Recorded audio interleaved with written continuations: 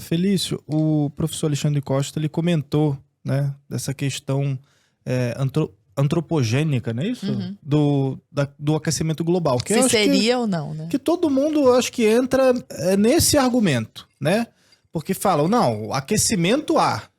Agora, vamos saber se foi o homem ou não que causou, né? Porque o pessoal fala, não, porque o planeta está sempre mudando, né? O planeta ele já foi uma bola de sorvete, aí depois ele aquece, aí depois desaquece e tal. E será que... Acho que a discussão está mais nisso, de se é o homem que causou ou não, ou a discussão ainda dá um passo atrás do se existe ou não o tal do aquecimento?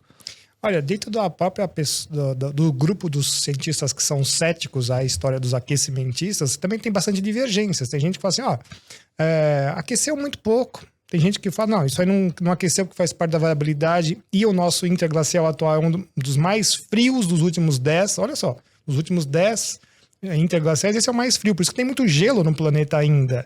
A pessoa fala, mas tá derretendo. Não, tá derretendo nada. Nós estamos no interglacial e tem gelo continental, você tá de brincadeira. Era para ter derretido muito mais. Então tá muito frio o planeta em relação aos outros interglaciais.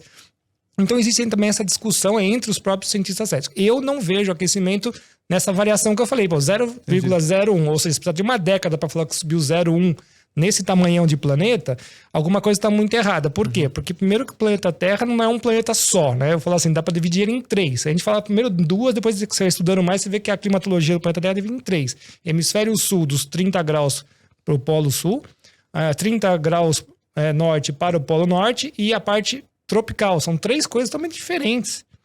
Aí você vê que a era dos satélites nasce com uma coerência de dados mais específica agora, praticamente no final dos anos 70 para agora.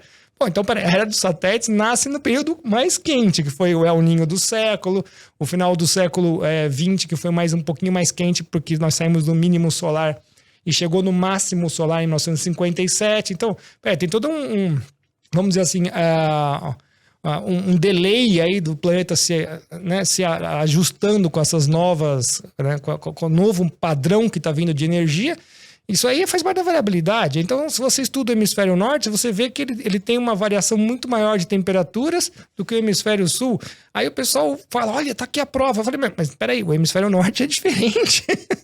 É muito diferente. O Ártico, ele derrete, ele congela, derrete, ele fica fazendo esse movimento também, por causa de outros fenômenos. Qual deles? Por exemplo, o próprio movimento nodal da Lua. Cada 18 anos e meio, quase 19 anos, a Lua ganha um pouco mais de latitude e perde um pouco mais de latitude. Nisso, com o movimento de marés, ela pega a água dos trópicos e joga para a parte polar. Então, o Ártico, que não é um continente, mas é só mar congelado, ele sente isso mais, né? Então ele derrete um pouco mais, depois ele congela um pouco mais. E o pessoal da Guerra Fria estava cansado de saber disso. Porque todo mundo esquece, olha, a arma suprema era o submarino. Agora eu estou na área do professor Alexandre. A arma suprema era o submarino. A Segunda Guerra Mundial, os alemães provaram isso. Tanto é que todos os programas, tanto da ex-União Soviética quanto dos Estados Unidos, eu quero lançar um míssil do Polo Norte para pegar meus adversários de calça curta. O ataque dá mais ou menos 8 minutos e 30 para chegar um míssil em cima do continente, do território inimigo. Então eles conheciam tudo que você pode imaginar do Ártico, onde é que abriam as políneas, que são as aberturas do gelo. Enfim, eles estudaram muito isso, esses dados eles guardaram as 7 chaves, porque cada um tinha o seu banco de dados próprio. Tanto é que hoje a China e a Rússia continuam aí disputando essa parte aí do Polo Norte, porque quanto mais abrir aquilo lá para eles, melhor. Eles têm uma rota alternativa, inclusive, ele falou na globalização e tudo mais, para eles é ótimo. Tem uma alternativa para levar produtos para a Europa e tudo mais. Então, veja só, eles sempre tiveram olhando muito bem isso. Nós temos os rebocadores nucleares também que foram colocados. Então, essa discussão se existe uma temperatura que aumentou de fato.